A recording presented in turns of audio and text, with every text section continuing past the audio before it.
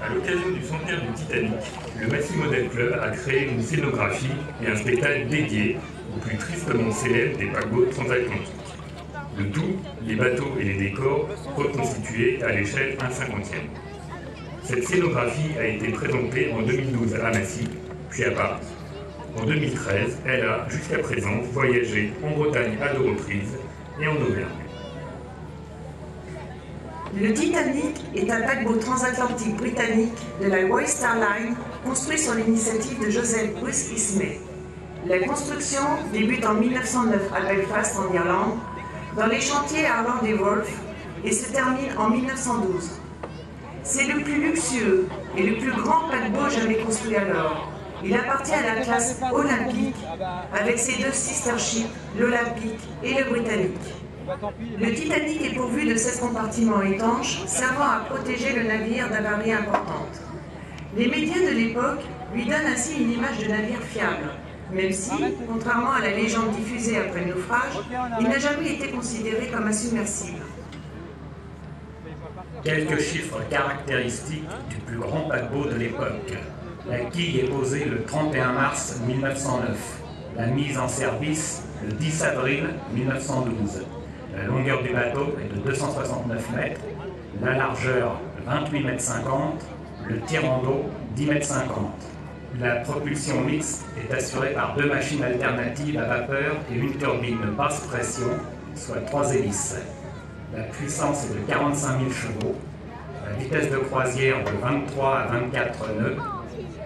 À une vitesse de 22 nœuds, il consomme environ 800 tonnes de charbon par jour. La coque est constituée de 2000 tôles et de 3 millions de rivets. Il peut transporter jusqu'à 2603 passagers et jusqu'à 944 membres d'équipage. Il est équipé de 20 canots de sauvetage, ne pouvant contenir que 1178 personnes. Partant du principe que le bâtiment est insubmersible, les concepteurs ont jugé inutile de le surcharger de canots qui ne serviraient jamais. Le navire n'est pas baptisé avec la traditionnelle bouteille de champagne, c'est une habitude au sein des chantiers, car Locke Peary, qui les dirige, considérait qu'un problème pendant la cérémonie pouvait entraîner des superstitions parmi les passagers et l'équipage.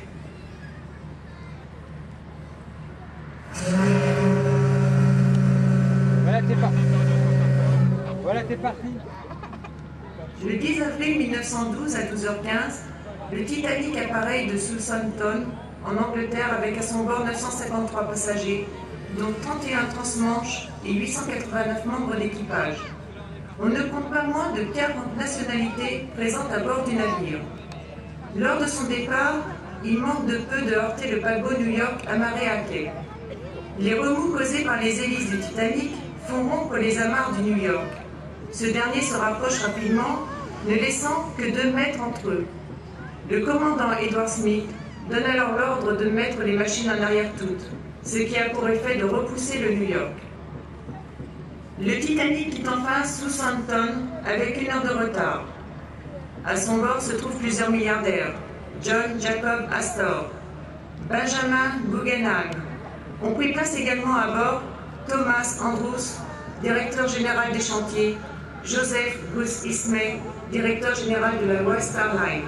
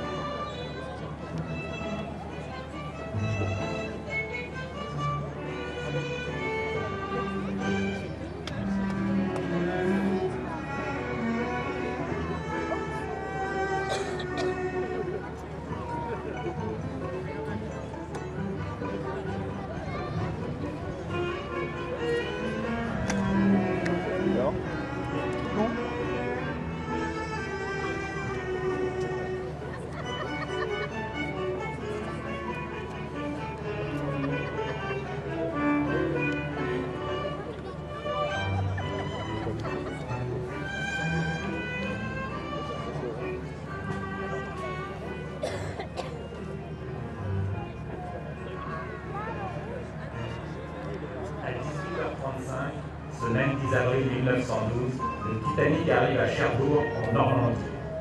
Cependant, le Titanic ne peut pas atteindre le port, car celui-ci n'est pas assez profond pour la taille du paquebot. Ce sont donc deux navettes de la White Star Line, tout d'abord le Trafic, qui embarque 95 passagers de 3e classe, les bagages des 1re et 2e classes, ainsi qu'un peu de fret comme des produits de luxe français, champagne, vin, fromage.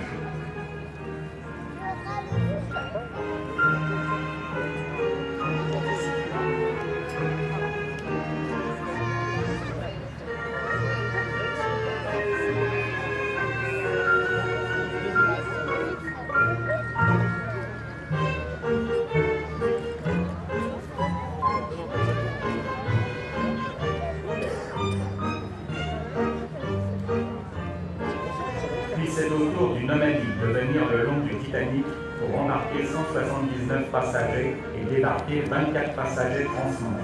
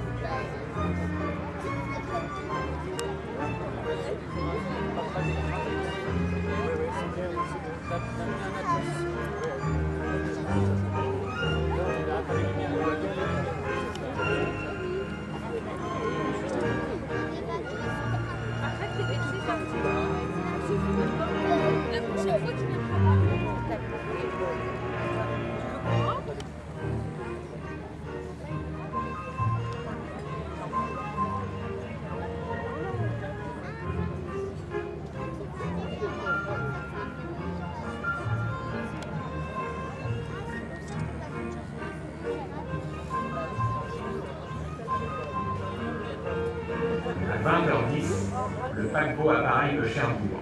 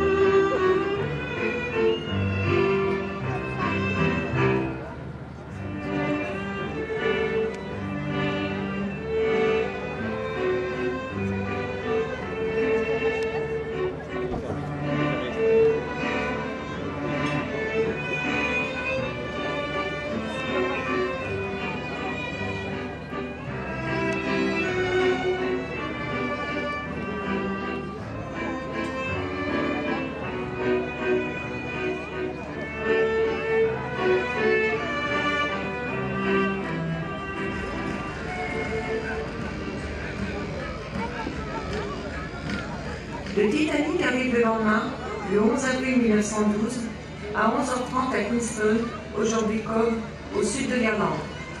7 passagers sont débarqués et 120 embarquent, surtout des émigrants vers les États-Unis. À 13h30, le Titanic quitte Queenstown pour New York avec à son bord 1324 passagers et 889 membres d'équipage. Le commandant Edward Smith est à la tête du navire. Il est parfois dit qu'il envisageait de prendre sa retraite après cette traversée et qu'il ne devait par conséquent assurer le commandement du Titanic que pour cette unique fois.